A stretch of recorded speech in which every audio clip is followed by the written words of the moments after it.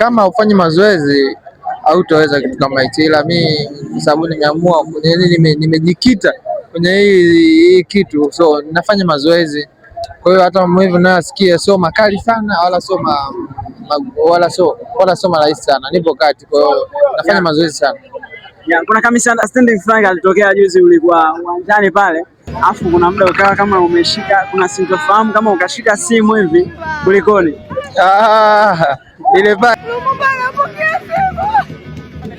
Ile simu nimepigiwa na mke wangu nyumbani.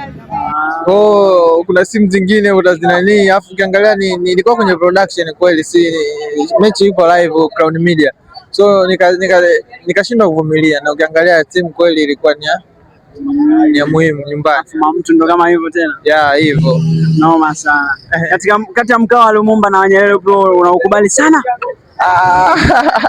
Na ukubali wa Lumumba kwa sababu Lumumba bwana ni mkono mtupu. Nyerere huyo ana kifimbo chake. Hichi kifimbo unajua kizito? Kifimbo kizito hichi, kina uzito wake. Unavyokinyosha hivi brother. Naruhusiwa kukishika. Kishike. Bomba zito kumbe.